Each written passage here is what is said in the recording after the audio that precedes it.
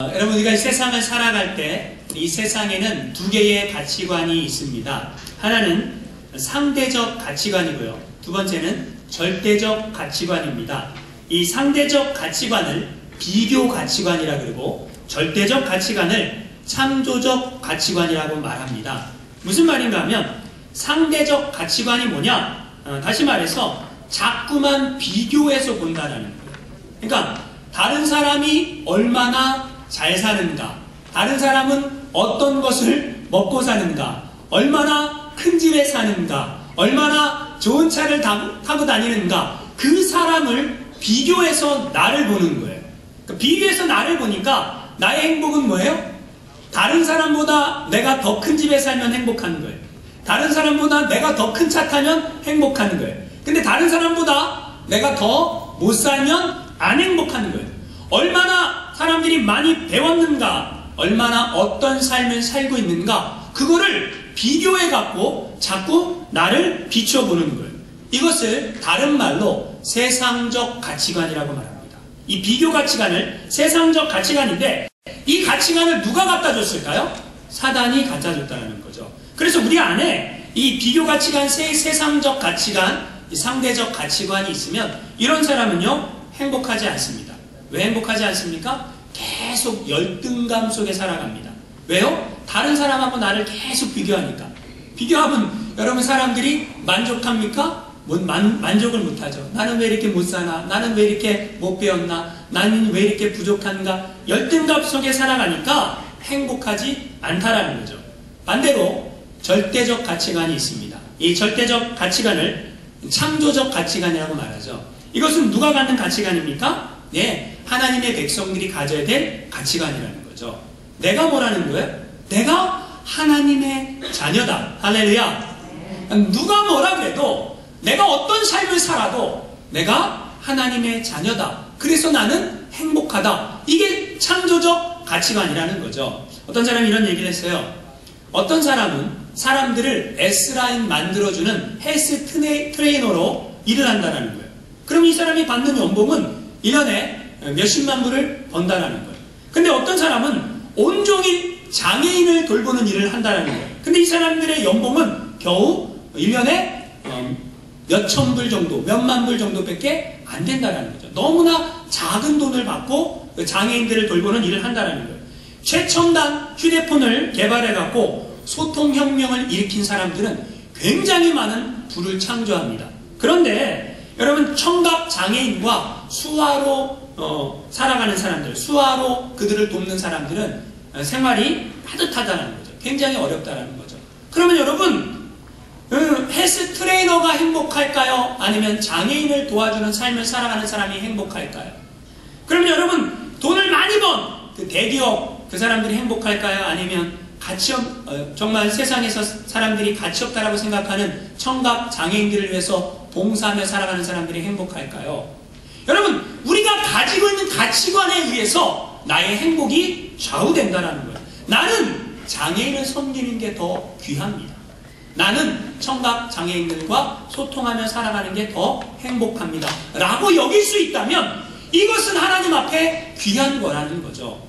그의 행복을 누가 뺏어갈 수 있겠습니까? 근데 많은 사람들이 어떻게 생각해요? 그렇게 생각하지 않는다는 거예요. 다 비교하니까. 다른 사람들하고 비교해서 내 삶의 수준이 어떤가? 이것만 비교하고 살아가니까 우리의 삶이 어때요? 비극적이고 비참하고 안 행복한다는 거죠. 근데 여러분, 하나님의 자녀들은 어떻게 살아가야 됩니까? 이 창조적 가치관이 우리 안에 들어와 있어야 된다라는 거죠. 여러분, 우리가 어떤 사람입니까? 다윗은 시편 8편에 이렇게 고백을 합니다. 시편 8편 4절 말씀 한번 같이 읽어보겠습니다. 시작. 사람이 무엇이기에 주께서 그를 생각하시며 인자가 무엇이기에 주께서 그를 돌보시나이까? 시편 8편 6절 말씀 읽어보겠습니다. 시작. 주의 손으로 만드신 것들을 다스리게 하시고 만물을 그의 발 아래에 두셨으니. 무슨 말입니까? 다윗이 고백하는 것은 우리가 하나님의 피조물 창조된 사람 존재라는 거예요. 하나님은 우리 한 사람 한 사람을 존귀하게 여기시고 가치 있게 여기신다는 거예요. 그러니까 우리가 이 세상을 살아가는 게 무엇입니까?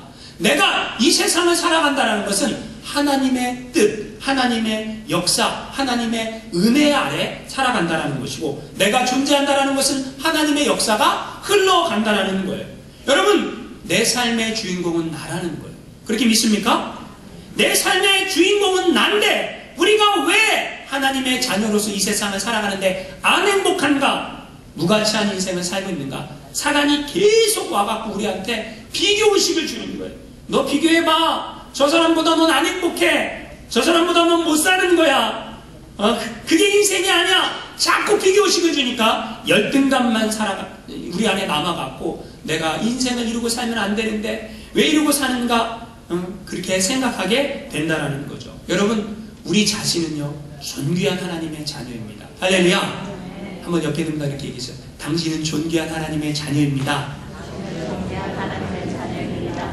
네, 제가 여러분이 얼마나 존귀한 하나님의 자녀인지 잠깐 설명해 볼게요. 여러분, 명품 좋아하십니까?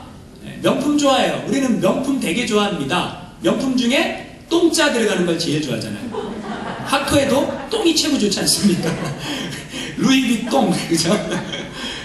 명품도 사람들이 좋아하는데 명품보다 더 가치 있는 게 뭐예요? 사람이라는 거죠. 작품이라는 거죠. 여러분, 작품은 하나밖에 없어요. 작품은 하나밖에 없습니다. 하나님께서 우리를 나라는 존재, 이 세상에 보냈어요. 그죠? 키가 작든 키가 크든, 눈이 작든 눈이 크든, 뚱뚱하든 말랐든 배웠든 못 배웠든, 가진 게 있든 없든 나하고 똑같은 사람 있습니까? 없습니까? 없다라는 거예요. 하나님이 나를 딱 한 사람밖에 이 세상에 만들지 않았다라는 거예요. 그래서 에베소서 2장 10절에 보니까 이렇게 말씀하고 있어요. 한번 에베소서 2장 10절 말씀 읽어보겠습니다. 시작! 우리는 그가 만드신 바라 그리스도 예수 안에서 선한 일을 위하여 지으심을 받은 자니. 할렐루야. 내가 어떤 존재인 줄 알아야 돼. 나는 뭐예요? 그가 만드신 바라. 누가 만들었어요? 하나님이 만들어갖고 보냈어요. 하나밖에 없어요. 이걸 뭐라 그런다고요? 작품! 작품인데 우리는 작품이라고 생각을 안 하는 거예요. 내가 작품이라고 생각을 안 하니까 여러분 뭐예요? 비참한 거예요. 내가 작품이라고 생각 안 하니까 안 행복한 거예요. 여러분, 그렇지 않아요. 여러분과 똑같은 사람은 이 세상에 존재하지 않습니다. 오직 나 하나밖에 없다는 거예요. 하나님이 나를 작품으로 만드셨음을 믿으시기 바랍니다. 여러분이 작품인 것도 대단한데 제가 더 대단한 걸 얘기할게요. 뭐냐면 제가 또 한번 조사를 해봤어요. 2013년 전 세계 인구를 대상으로 어느 나라 사람들이 제일 똑똑한가, 전 세계 185개국 사람들을 IQ를 테스트를 했어요. IQ. 여러분 IQ 아시죠? 90에서 110 사이를 정상범위라 그래요. 90 아래를 조금 떨어진다. 110 이상을 영재다. 150 이상을 천재다. 이렇게 얘기하잖아요. 근데 여러분 1등이 누가 했냐면 홍콩이 했어요. 홍콩. IQ가 국민 평균이 107이에요. 높죠? 107. 자, 3등이 일본입니다. 국민 평균이 105예요. 4등이 타이완이에요. 104. 5등이 싱가포르 103. 1등부터 5등까지 다 아시아권 나라입니다. 신기하죠? 6등이 네덜란드, 독일, 이탈리아 102 평균이요. 10등이 스웨덴, 스위스 101. 21등이 여러분 죄송합니다. 21등 아이슬란드, 호주, 덴마크, 프랑스, 노르웨이, 미국. 평균 IQ 98. 죄송합니다. 이렇게 해서 아프리카와 중동, 남아메리카 일부 나라 평균이 80. 여러분 돌고래가요, 똑똑한 돌고래가 80 정도 돼요. 그리고 원숭이가 60이고 개가 50이고, 그러니까 돌고래보다도 떨어지는 사람들이 종종 있다라는 거죠. 그럼 대한민국은 몇 등 했을까요? 2등. 여러분 놀라운 거죠. 대한민국 사람들이 몇 등 했다고요? 평균 IQ가 106. 놀랍죠? 여러분, 근데 홍콩은 나라 전체가 700만 명밖에 안 돼요. 대한민국은 5천만 명. 자, 700만 명이 107 하는 거하고 5천만 명이 106 하는 거하고 어느 게 어려워요? 5천만 명이 106 하는 게 더 어려워요. 여러분, 한국 사람들이 똑똑하다는 걸 얘기하는 거예요. 죄송해요. 또 미국 사람도 계신데. 미국 사람도 똑똑한 분들은 똑똑합니다. 사람 나름이에요. 사람 나름. 근데 여러분 전 세계에서 현재 살고 있는 생존하고 있는 사람들 중에 IQ가 최고 높은 사람이 누군지 아십니까? 한국 사람입니다. 이름이 누구냐면 김웅룡이라는 교수예요. 지방대 교수하고 있어요. 이 사람이요 5살 때 IQ를 테스트를 했는데 210. 5살에 여러분 5살 난 아이가 4개 국어를 했어요. 5살 때 4개 국어를 했어요. 그리고 5살 때 미분 적분을 풀었어요. 고등학생 이상이 될 수 있는 걸 풀었어요. 여러분 아인슈타인이 IQ가 180입니다. 레오나르도 다빈치가 190이에요. 근데 현존하는 사람 중에 210 김웅룡 교수가 전 세계에서 뭐예요? 1등 했다라는 거예요. 그 사람이요 11살에 나사에 일했습니다. 나사 미 항공우주국 나사. 제가 지금 뭘 얘기한 겁니까? 한국 사람이 똑똑하다 얘기한 거죠. 지금까지 여러분 우리가 하나님의 작품으로 세상에 존재해요. 그리고 우리 한민족들은 한국 사람들은요 똑똑하다라는 거예요. 여러분 그런데 미국에 올 정도의 한국 사람들이면요 한국에서도 기본 아는 사람들 더 똑똑한 사람들이 이민 왔어요. 할렐루야. 그죠? 미국에 올 정도의 사람들이면 더 대단한 거예요. 여러분 전 세계에서 제일 부자 나라가 어딘지 아십니까? 미국이죠. 모르셨습니까? 전 세계에서 제일 부자 나라 어디예요? 미국. 전 세계에서 제일 잘 사는 나라 어디예요? 미국. 근데 전 세계에서 제일 똑똑한 사람 중에 한 사람들이 누구예요? 한국인인 여러분이 전 세계에서 제일 잘 사는 나라인 미국에서 살고 있어요. 여러분 그러면 여러분 대단한 거 아닙니까? 그죠? 근데 우리는 만족을 못한다는 거죠. 문제는 더 놀라운 건 여러분이 누구예요? 그럼 내가 누굽니까? 하나님의 자녀. 할렐루야. 한번 옆에 있는 분들 얘기해서 당신은 존귀한 하나님의 자녀입니다. 아니 예수님이 십자가에 달려 돌아가시면서 죽기까지 사랑하신 그 사람들이 누구예요? 바로 여러분이라는 거죠. 여러분 대단하지 않습니까? 우리가 작품인데 똑똑한데 잘 사는 나라에 사는데 거기에 예수님을 믿는 이 은혜와 복을 누리고 사니까 정말 너무너무 감사한 거 아닙니까? 너무너무 대단한 거 아닙니까? 그런데 그러면 여러분 행복하십니까? 이게 문제죠 지금. 여러분 왜 사람들이 이렇게 좋은 조건에서 이렇게 똑똑한 사람들이 이렇게 풍요로움을 누리면서 하나님의 자녀로서 신앙생활 하는데 어떤 사람들은 행복하고요 어떤 사람들은 안 행복해요. 안 행복한 이유가 뭔가 제가 찾아냈습니다. 여러분이 안 행복한 이유가 뭔지 아십니까? 제가 말씀을 드리면 여러분 간단히 알 수 있습니다. 간단합니다. 두 가지인데 첫 번째는 자족함이 없기 때문에 그래요. 뭐가 없어요? 자족함이 뭐예요? 내 스스로가 정말 감사하다 정말 만족하다 이게 있어야 되는데 이 자족함이 없다는 거예요. 왜 자족함이 없는가? 간단합니다. 여러분 두 가지를 안 내려놔서 그래요. 두 가지가 뭐예요? 첫 번째는 욕심, 두 번째는 뭐예요? 자존심. 이 욕심과 자존심을 안 내려놓으니까 자족함이 없어요. 이 자족함이 없는 사람들의 특징은 뭔지 아십니까? 환경에 따라 울고 웃어요. 뭐라고요? 환경에 따라 울고 웃어요. 자족함이 없으니까. 누가 나를 웃겨주면 해 그러고 누가 나를 공격하면 그러고. 이게 자족함이 없는 사람들은 환경이 좋으면 돈이 많이 벌리면 좋다 그러고 돈이 안 벌리면 짜증내고 부인 못 살게 굴고 그러면 안 됩니다. 그죠? 여러분 우리가 자족하면 다 행복할 수 있다는 거예요. 그래서 사도 바울은 이렇게 얘기를 합니다. 빌립보서 4장 11절 12절 말씀 한번 같이 읽어보겠습니다. 시작. 내가 궁핍함으로 말하는 것이 아니니라. 어떠한 형편에든지 나는 자족하기를 배웠노니 나는 비천에 처할 줄도 알고 풍부에 처할 줄도 알아. 모든 일 곧 배부름과 배고픔과 풍부와 궁핍에도 처할 줄 아는 일체의 비결을 배웠노라. 사도 바울이 뭐라고 얘기합니까? 자족함을 배워야 된다는 거예요. 우리가 하나님의 자녀로서 이 세상을 살아가는데 내게 주신 환경, 내게 주신 조건, 모든 은혜 하나님 감사합니다 라고 고백할 수 있는 믿음이 있어야 그래야 행복할 수 있다는 거죠. 두 번째, 여러분 신앙생활에도 왜 안 행복한 줄 아십니까?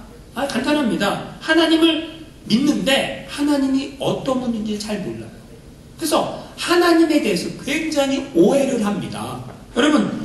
여러분에게 제가 당신에게 하나님은 어떤 분이십니까? 물어보면 여러분 뭐라고 대답하실 거예요? 이게요, 우리가 기대하는 하나님이 있고요, 우리 안에 진짜로 알고 있는 하나님이 있어요. 우리가 기대하는 하나님은 어떤 하나님이냐면, 나한테는요 한없이 자비롭고 은혜롭고, 예, 복을 주시고 천국까지 인도하시면서 내 원수들에게는 어떻게 해요? 심판하시고 무자비하게 그냥 가차없이 그렇게 벌을 내려주시는 하나님이시면 좋겠다 라는 생각이 우리가 갖는 기대죠. 근데 우리 속마음에서 말하고 있는 게 있어요. 그게 뭐냐면 하나님에 대한 두려움입니다. 하나님이 두렵잖아요. 왜 두려워요? 가까이 하기엔 너무 먼 당신. 누구예요? 하나님. 왜요? 두려워. 뭐가 두려워요? 내가 죄인인데 나를 안 받아주시면 어떡할까? 예? 하나님이 혹시 나를 잊어버린 건 아닌가? 하나님이 혹시 나를 버린 것은 아닌가? 내가 이렇게 죄를 짓고 살아가는데 그래도 나를 사랑할까? 머리로는 사랑할 거야. 근데 속마음은 뭐예요? 두려운 거예요. 여러분, 그렇게 두렵게 살아가는 우리, 사단이 공격해요. 넌 버려진 자식이야. 하나님 널 기억 못할 거야. 계속 얘기해요. 그래서 하나님이 오늘 우리에게 이렇게 말씀하시는 거예요. 여러분, 이사야 41장 8절 9절 말씀 한번 읽어보겠습니다. 시작. 그러나 나의 종도 이스라엘아, 내가 택한 야곱아, 나의 것 아브라함의 자손아, 내가 땅 끝에서부터 너를 붙들며 땅 모퉁이에서부터 너를 부르고 내게 이르기를 너는 나의 종이라. 내가 너를 택하고 싫어하여 버리지 아니하였다 하였노라. 여러분, 지금 하나님이 뭐라고 말씀하십니까? 나의 종, 너 이스라엘아, 내가 택한 야곱아 라고 말씀하세요. 여러분, 왜 하나님은 야곱을 선택했을까요? 왜 하나님은 에서를 선택하지 않았을까요? 야곱이 어떤 사람입니까? 야곱이 어떤 사람이에요? 여러분, 야곱하면 어떤 게 떠오릅니까? 이 속이는 자. 누구를 속여요? 아버지도 속이고 형도 속이고 동네 사람들도 속이고 삼촌도 속이고, 속이는 데는 참 뭐예요? 일가견 있는 사람. 그 야곱을 보면 이 인간이 예수 믿는 사람 맞아? 이 인간이 하나님 믿는 사람 맞아? 그렇게 생각될 정도의 그 사람이 누구예요? 야곱 아닙니까? 여러분, 야곱을 보면 참 이런 인간도 하나님이 선택해서 구원해야 되나? 라고 생각되는 그 인간이 누굽니까? 야곱 아닙니까? 그런데 여러분 보세요. 우리의 모습 안에 누가 있어요? 야곱이 있다라는 거죠. 내 모습 안에 여러분, 나의 이익을 위해서는 우리 뭐예요? 나의 이익을 위해서는 아버지도 속여요. 나의 이익을 위해서는 어머니도 속여요. 나의 이익을 위해서는 형제 자매도 다 속여요. 여러분, 참 거짓말 많이 하고 살지 않습니까? 저도 어렸을 때 거짓말 많이 했어요. 부모님한테 거짓말했어요. 그래서 지금도 여러분 제가 이렇게 거짓말했다니까 지금도 거짓말하는 줄 착각하는 분들이 계신데 지금은 거짓말 안 합니다. 아버지한테 아버지 저 오늘 볼펜 살게요. 돈 좀 주세요. 받아갑니다. 그 다음 날은 아버지 저 오늘 참고서 살게요. 돈을 받아갑니다. 그 돈을 받아가갖고 하지 않아요. 볼펜도 안 사고 참고서도 안 사요. 뭐합니까? 모아놓죠. 모아서 뭐 할까요? 친구들과 영화 구경 갑니다. 예, 여러분, 부모님이 참 보시기에 제가 행동을 한 그 모습을 보면 자식답지 못해요. 참 부모님은 힘들게 사시는데, 부모님은 참 어렵게 사시는데, 그런데 그 못난 자식 아닙니까? 참 부모를 속이고 거짓말하는 자식 아닙니까? 그 모습이 누구의 모습이에요? 야곱이라는 거죠. 그 모습이 누구의 모습이에요? 우리의 모습이라는 거죠. 그런데 하나님이 뭐라고 해요? 내가 너를 택하고 싫어버리지 않아. 내가 너를 선택했어. 그렇게 욕심 많은 너, 그렇게 거짓말 잘하는 너, 그런데 내가 너를 선택했어. 그런데 내가 너를 사랑해. 그런데 내가 너를 버리지 않아. 하나님이 오늘 우리에게 이렇게 말씀하신다는 거야. 할렐루야. 사단은 우리에게 와서 이렇게 얘기하는 거야. 너 그렇게 거짓말하고 살지, 너 그렇게 욕심내고 살지, 하나님이 너를 싫어할 거야. 하나님 너를 버릴 거야. 너가 지은 죄는 도저히 용서받을 수 없는 죄야. 어차피 버린 몸 그냥 죄나 짓고 살아. 사단은 계속해서 우리에게 얘기합니다. 그런데 하나님 우리에게 이렇게 말씀하시는 거예요. 아니라는 거예요. 야곱과 같은 너라 할지라도 내가 사랑한다. 할렐루야. 그렇게 속이고 살아가는 너라 할지라도, 그렇게 거짓말하고 살아가는 너라 할지라도 내가 사랑한다. 내가 택했다. 내가 싫어버리지 않는다. 할렐루야. 참 부족하고 연약하고 쓸모없는 우리, 정말 구원받을 자격이 없는 우리, 하나님 오늘 우리에게 말씀하십니다. 내가 너를 택했다. 내가 너를 사랑한다. 내가 너를 버리지 않겠다. 할렐루야.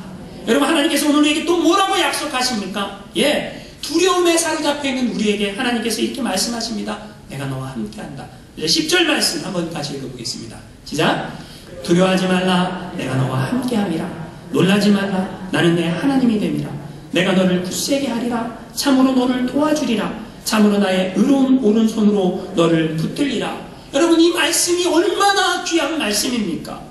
제가 이 말씀을 가지고 여러분 정말 인생에 두려움이 생길 때 신방 가서 이 말씀만 읽어주면 누구라도 힘을 얻습니다. 여러분, 수술을 앞둔 환자에게 이 말씀을 읽어주면 힘을 얻습니다. 군대 입대를 앞둔 청년에게 이 말씀을 읽어주면, 죽음을 앞둔 사람에게 이 말씀을 읽어주면 모든 사람들이 뭐예요? 위로받는 말씀이 바로 이 말씀 아닙니까? 사실 이 말씀은요, 바벨론 포로로 끌려가 있는 이스라엘 백성들을 향해서 하나님께서 하시는 말씀이에요. 이스라엘 백성들이 하나님을 오해하니까 너무 하나님을 경외해야 되는데, 하나님을 두려워하고 경외하기보다는 다른 걸 두려워했어요. 여러분, 하나님의 백성들이 두려워해야 될 게 누구예요? 하나님이잖아요. 근데 이 하나님의 백성인 이스라엘 백성들이 바벨론 포로로 끌려가갖고 우리나라가 망했으니까 우리 하나님은 힘이 없어. 바벨론 신은 힘이 세. 그리고 바벨론 나라는 강대국이야. 두려워해야 될 하나님을 두려워하지 않고요, 두려워하지 않아야 될 바벨론의 신을 두려워하는 거예요. 두려워하지 않아야 될 바벨론 군대를 두려워하는 거예요. 그러니까 하나님이 그 이스라엘 백성들, 참 어리석고 미련하고 연약하고 보잘것없는 그 백성들 향해서 뭐라고 말씀하십니까? 두려워하지 말아라. 내가 너희의 하나님이야. 내가 너희를 붙잡아 줄게. 내가 너희와 함께 할게. 라고 약속해 주시는 거죠. 여러분, 야곱과 같이 욕심부리고 죄 많고 미련하고 그런 우리를 하나님께서 오늘 말씀해 주시는 거예요. 두려워하지 말아라. 내가 너와 함께 하겠다. 여러분, 인간이 가진 공통적인 문제 가운데 한 가지가 무엇입니까? 두려움이라는 거죠. 두려움이 없는 인간은 없습니다. 위대한 믿음의 사람들조차도요, 다 두려워했습니다. 예, 성경에 보니까 엘리야라는 선지자가 있습니다. 이 엘리야 선지자가 850대 1로 갈멜산에서 바알 선지자, 아세라 선지자 싸워 이기지 않습니까? 이겼어요. 얼마나 신납니까? 그런데 아합의 부인 이세벨이 바알과 아세라 선지자 다 죽이니까 내가 엘리야 잡아 죽이겠다. 그러니까 엘리야가 어떻게 해요? 무서워서, 두려워서 도망갑니다. 그 위대한 선지자도 이세벨이 죽이겠다 그러니까 무서움을 느꼈다라는 거예요. 성경에 보니까, 욥기에 보니까 욥도 두려움을 느낍니다. 욥기 3장 25절 한번 같이 읽어보겠습니다. 시작. 내가 두려워하는 그것이 내게 임하고 무서워하는 그것이 내 몸에 미쳤구나. 욥이 두려워했던 게 있어요. 욥이 무서워했던 게 있어요. 근데 그게 나한테 임했다. 욥도 고백합니다. 다윗도, 싸움을 그렇게 잘하는 다윗도 이렇게 시편 55편 5절에 고백합니다. 한번 같이 읽어보겠습니다. 시작. 두려움과 떨림이 내게 이르고 공포가 나를 덮었도다. 여러분, 다윗은 한 번도 싸움에 진 적이 없어요. 그런 다윗조차도요, 두려움 가운데 있었을 때가 있었다라는 거예요. 공포 가운데 있었을 때가 있었다라는 거예요. 저도 어렸을 때 밤이 참 두려웠어요. 밤이 두렵다기보다는요, 밤에 화장실 가기가 두려웠습니다. 여러분, 옛날에 한국에는 화장실이 집 안에 없었어요. 어디 있었습니까? 집 밖에 있잖아요. 마당에 있지 않습니까? 저희 집은 화장실이 마당에 있었어요. 집 바깥에 있었어요. 그 뒤에 있지 않습니까? 뒷간이라고 하지 않습니까? 그래서 근데 밤에 가려고 하면, 여러분, 밤에 화장실 가면 무섭습니까? 안 무섭습니까?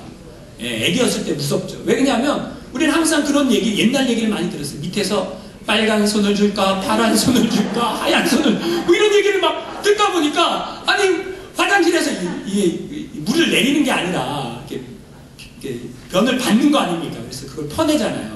그게 푸세치기라 그러잖아요. 근데 그 밑에서 빨간 손이 올라오면 어떻게 해? 파란 손이 올라오면 무서워갖고, 그죠? 그때 제가 항상 밤이 되면 화장실을 갈 때 무서우니까 저희 형한테 꼭 부탁을 했어요. 형님, 같이 갑시다. 그러면 저희 형은 야, 혼자 가라. 처음에 이렇게 얘기하면서도 무서운 줄 아니까. 자기도 혼자 가봤으니까. 그래서 동행해 줍니다. 그러면 형이요, 바깥에서 지키고 저는 안에서 볼일을 봅니다. 그러면요, 형이 지켜주기 때문에 무서워요, 안 무서워요? 왜 안 무섭죠? 여러분, 두려운 인생길 사람이 같이 동행해줘도요, 그 두려움이 사라지지 않습니까?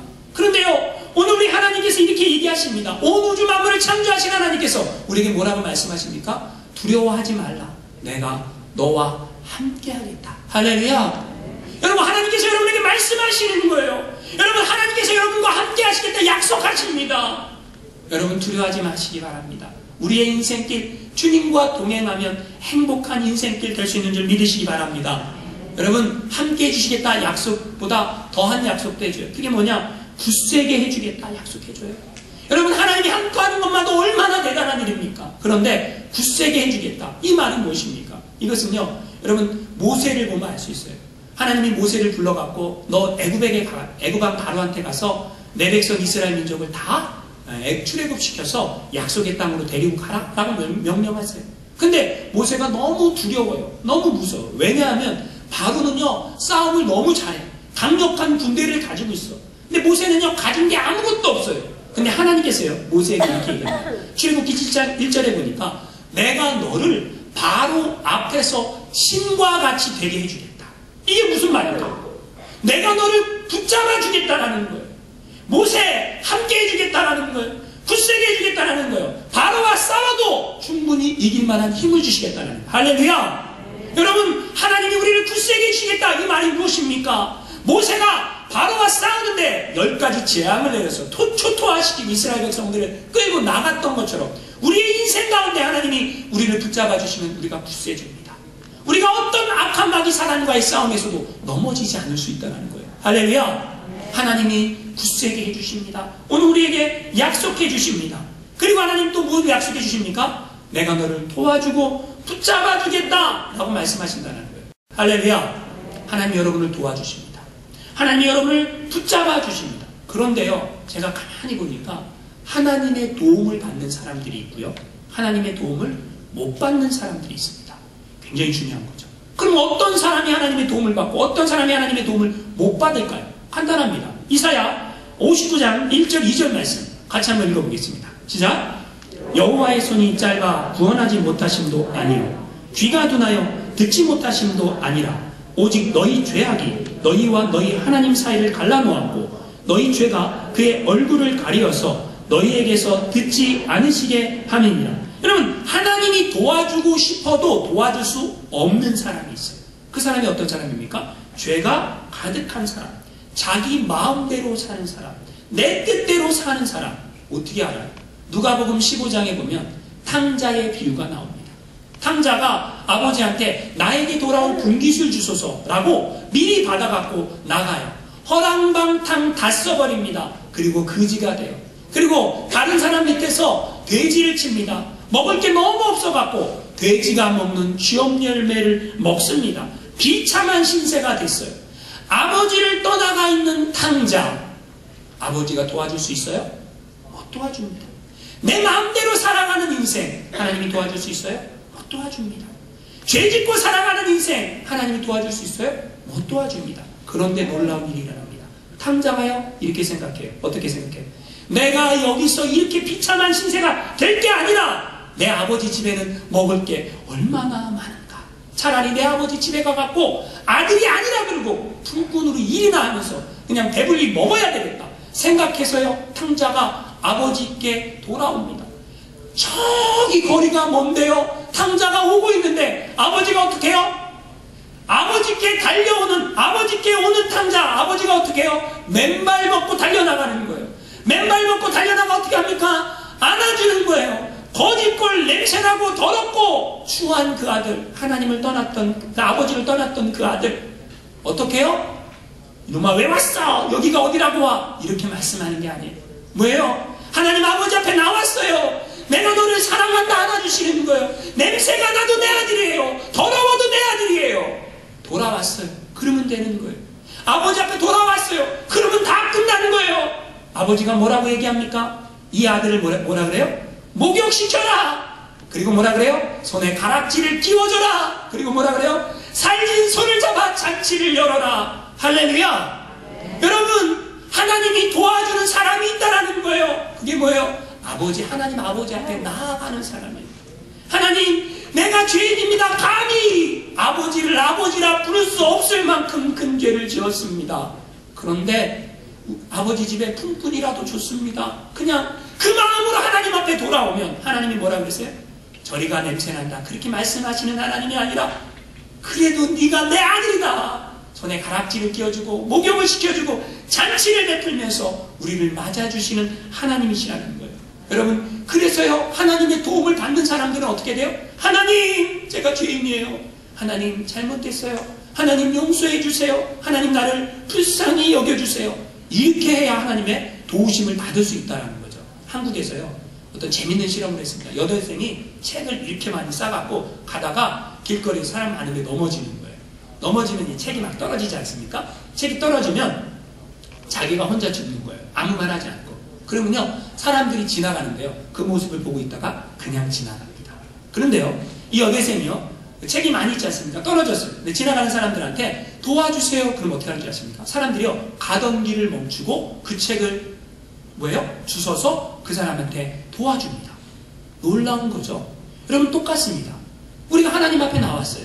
하나님 앞에 내 자존심 내세워갖고 하나님 앞에 고집 부려봐야 아무 소용없어요. 하나님, 저 죄인이에요. 하나님, 저 하나님의 도우심이 필요해요. 하나님, 저 하나님의 은혜가 필요합니다. 하나님, 저 힘들어요. 하나님, 저 도와주세요. 하나님, 나는 하나님이 필요해요. 라고 고백할 때 하나님은 우리를 절대로 버리지 아니하시고 안아주시고 품어주시고 사랑해주시고 도와주시고 우리의 삶을 인도하시고 함께 하시는 줄 믿으시기 바랍니다. 마지막으로 이야기를 하나 하고 말씀을 마치고자 합니다. 아빠의 위로라는 책이 있습니다. 어느 가족이 여행을 갔다가 큰 교통사고가 났습니다. 그 교통사고로 아들은 두 다리를 다쳤어요. 그래서 보조다리가 없이는, 양쪽 다 두 개의 보조다리가 없이는 걸을 수 없게 됐어요. 아버지는 한쪽 다리가 다쳐서 한쪽 보조다리가 없이는 걸을 수 없게 됐습니다. 아들이 사춘기를 보내면서 너무너무 힘들었어요. 죽을 만큼 열등감에 시달렸어요. 아들이 학교 갔다 오면 책상에 엎드려 막 웁니다. 그 우는 아들을 달래줄 수 있는 유일한 사람, 아버지밖에 없었어요. 왜요? 아버지는 그 아픔을 아니까. 그래서 그 아들 사랑해주고 위로해주고 아들이 무사히 사춘기를 넘기고 대학에 입학을 했습니다. 대학 입학식이 왔어요. 자랑스러운 아들을 보면서 아빠가 눈물을 흘립니다. 너무 감사해서 눈물을 글썽였어요. 그리고 입학식이 끝나고 이제 대학교 문을 앞을 나오는데 갑자기 긴박한 상황이 일어나는 거예요. 눈앞에서. 어떤 아이가 찾기를 달려가는데 차가 달려오는 거예요. 아버지가 그 아이를 보자마자 보조다리 없이 막 달려가갖고 아이를 구해냈어요. 그리고 인도로 구해낸 거예요. 아들이 깜짝 놀랐죠.